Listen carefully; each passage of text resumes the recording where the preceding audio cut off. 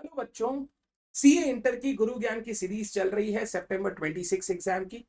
पहला वीडियो मैंने अपलोड कर दिया जहां मैंने आपको एडवांस अकाउंट्स का डिटेल्ड पेपर पैटर्न आपके साथ डिस्कस किया है। अगर आपने अभी तक नहीं देखा तो ऊपर आई बटन में उसका लिंक आ रहा है, उसको जरूर देखना so that you understand institute किस तरीके से क्वेश्चन नंबर 1 से लेकर क्वेश्चन नंबर 6 एडवांस अकाउंट्स के पेपर में आपके लिए फ्रेम करने वाला है। Once you understand how the institute is making its paper, अब इंपॉर्टेंट है कि हम उस पेपर को कैसे अप्रोच करें ये समझना। यानी अब हम डिस्कस करने जा रहे हैं पेपर अटेम्प्ट सीक्वेंस।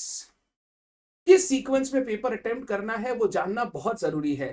दो बच्चे हैं, दोनों एक ही साथ पढ़े हैं, पूरी प्रिपरेशन एक साथ की है।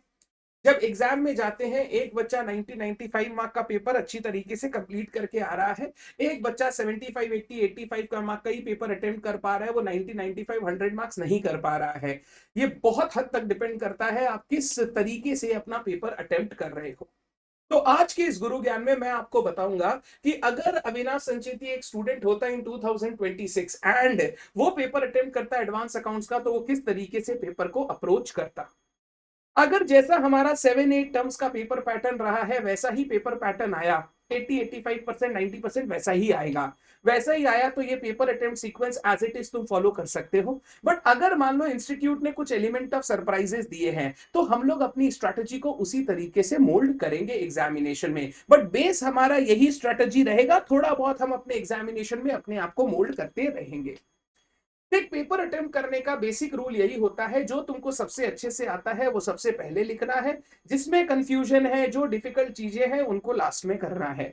अगर आपके पहले 7 8 10 पेज अपने पेपर के अच्छे से आपने लिखे हैं तो चेकर पे एक इंप्रेशन अलग ही पड़ता है, और वो आपकी पेपर चेक करते समय, कॉपी चेक करते समय बहुत पॉजिटिवली आपकी कॉपी को अच्छे से चेक करता है। तो हमारा ऑब्जेक्टिव यही रहना चाहिए, हम पेपर में मूव करेंगे जो मेरे को नंबर 1 सबसे अच्छे से आता है, फिर नंबर 2 जो मेरे को आता है मैं कर सकता हूं, फिर जो नंबर 3 मेरे को कंफ्यूजन है। हमेशा इसी सीक्वेंस से आपको अपना पेपर लिखना चाहिए। ध्यान ये रखना, मल्टीपल चॉइस क्वेश्चन और क्वेश्चन नंबर 1 जो कंपलसरी क्वेश्चन है उसको लास्ट के लिए मत छोड़ना, उसको बीच में कर लेना, सो दैट लास्ट में जाकर आपको ऐसा ना हो टाइम ना बचे और वो क्वेश्चंस आपके ना हुए हो। तो एमसीक्यू और क्वेश्चन नंबर 1 कभी भी लास्ट के लिए नहीं छोड़ना है, उसको बीच में करके कंप्लीट करना है। अब किस तरीके से हम लोग पेपर अटेम्प्ट करेंगे वो मैं आपको बताता हूं। सबसे पहले जो 15 मिनट आपको मिलते हैं रीडिंग टाइम, मैं आपको उसके लिए एक अलग वीडियो बनाऊंगा। मेरा नेक्स्ट वीडियो वही होगा, हाउ टू यूज 15 मिनट्स का reading time in advance accounts. However first 15 minutes के रीडिंग टाइम में हमारा टारगेट होना चाहिए मल्टीपल चॉइस क्वेश्चन जो है उनको हम पढ़ना शुरू कर दें, उनको हम कैलकुलेटर पे सॉल्व करना शुरू कर दें। जो सिंगुलर सिंगुलर एमसीक्यूज आते हैं, एक एक छोटे छोटे एमसीक्यूज, क्वेश्चन दिया है, 4 ऑप्शन दिया है, टिक करके पढ़ के कंप्लीट करना है, उनको हम आराम से इस 15 मिनट्स के रीडिंग टाइम में रीड कर सकते हैं, कैलकुलेशंस कर सकते हैं और रेडी कर सकते हैं मेरा आंसर क्या होना चाहिए। फिर उसके बाद जो मल्टीपल चॉइस क्वेश्चन ऐसे आते हैं जहां पे केस स्टडी है, बट केस स्टडी में 4 पैराग्राफ 4 अलग अलग डायरेक्शन से है, एक AS1 से दे दिया, एक AS12 से दे दिया, एक AS16 से दे दिया, एक AS29 से दे दिया, जिनका आपस में कोई रिलेशन नहीं है, और आपको 4 क्वेश्चन दिए हुए हैं। बोलने के लिए ये केस स्टडी है बट रियल में ये भी सिंगुलर एमसीक्यूज है। पैरा 1 पढ़ो, पहला वाला एमसीक्यू आंसर करो, पैरा 2 पढ़ो, दूसरा वाला एमसीक्यू आंसर करो, पैरा 3 पढ़ो, तीसरा वाला एमसीक्यू आंसर करो। हम क्या करेंगे, सबसे पहले सिंगुलर एमसीक्यूज में जाएंगे, उनको कवर करेंगे, फिर उसके बाद हम इन एमसीक्यूज में आएंगे, इनको कवर करेंगे। फिर तीसरा बचता है जो इंटीग्रेटेड केस स्टडी होती है, जो पूरा का पूरा केस रिलेटेड होता है, आपको पैराग्राफ पैराग्राफ पैराग्राफ अच्छे से पढ़ के फिर जो जो क्वेश्चन है उनको एक एक साथ आपको आंसर करना पड़ता है। तो हम लोग टारगेट करेंगे कि पहला 15 मिनट जो है रीडिंग टाइम, उसको यूटिलाइज करते समय मल्टीपल चॉइस क्वेश्चन हम जितने सॉल्व कर सके, कैलकुलेटर पे रेडी कर सके, वो हमको कर लेना चाहिए।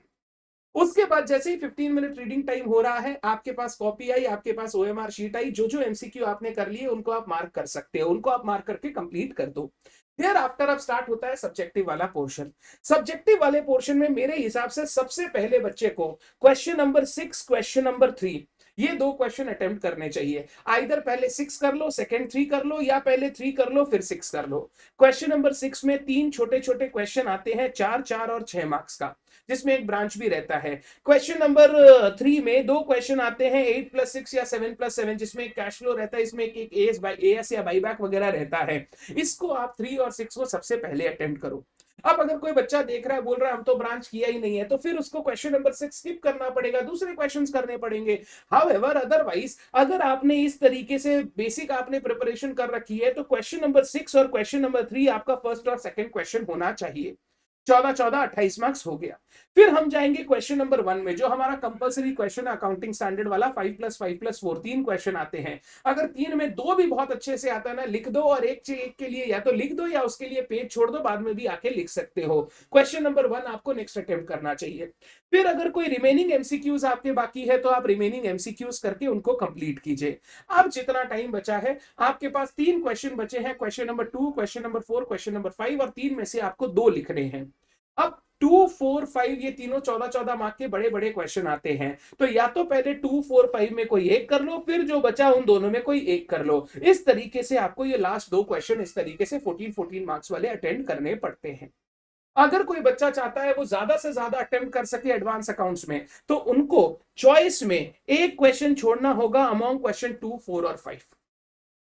2 में financial statement internal reconstruction 14 mark का बड़ा क्वेश्चन, 4 में अमलगमेशन का 14 मार्क का बड़ा, 5 में कंसोलिडेशन का 14 मार्क का बड़ा। अगर कोई बच्चा ये तीनों अटेम्प्ट करने जाएगा, तो उसका पेपर आप समझ लो 10 मार्क्स कम से कम छूटेगा। बट अगर आप तीन में ये दो अटेम्प्ट करते हो और बाद बाकी दूसरे क्वेश्चन अटेम्प्ट करते हो, तो आप 90-95 मार्क का पेपर आराम से अटेम्प्ट कर सकते हो। तो जब भी कोई बच्चा क्वेश्चन चॉइस छोड़े एग्जाम में, क्वेश्चन 2, 4, 5 तीन में से दो ही करें, एक क्वेश्चन छोड़ दे। तीन में से दो जो सबसे अच्छा आता है और आपको लगता है टाइमली बन जाएगा, उनको करें, और तीसरे वाले को छोड़ दें। तो ये सीक्वेंस होता है आपका पेपर अटेम्प्ट करने का, जो आपको यूज करना चाहिए जब आप एग्जाम दे रहे हो। और चॉइस में मेरे हिसाब से क्वेश्चन 2, 4, 5 में से कोई भी एक क्वेश्चन आपको छोड़ देना चाहिए। सर क्या हम ऐसे कर सकते हैं, क्वेश्चन नंबर 6 लिख रहे हैं तो उसमें question number A B C में पहले सी कर दिया, फिर ए कर दिया, फिर बी कर दिया, सब चलता है, सीक्वेंस मेंटेन करने की कोई ऐसी रूल नहीं है। बट हाँ, क्वेश्चन नंबर 6 जब लिख रहे हैं, तो क्वेश्चन नंबर 6 के तीनों क्वेश्चन लाइन से लिखे, पहले सी लिख दिया, फिर बी लिख दिया, फिर ए। ऐसा नहीं यहाँ पे 6 सी लिख दिया, फिर 6 बी 10 पेज बाद है, फिर 6 ए 5 पेज बाद है, वो मत कीजिएगा। आप शफल कर सकते हो, that is not a problem, but एक जगह पे सारे क्वेश्चन, एक एक क्वेश्चन के सारे सब क्वेश्चन होने चाहिए।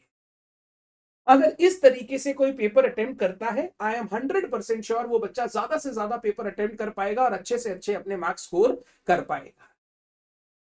Thank you so much everyone, stay tuned with these गुरु ज्ञान्स, ये बहुत आपको हेल्प करेंगे। अगर अभी भी चैनल सब्सक्राइब नहीं किया है तो कर लीजिए, इससे आपको बहुत फायदा होगा।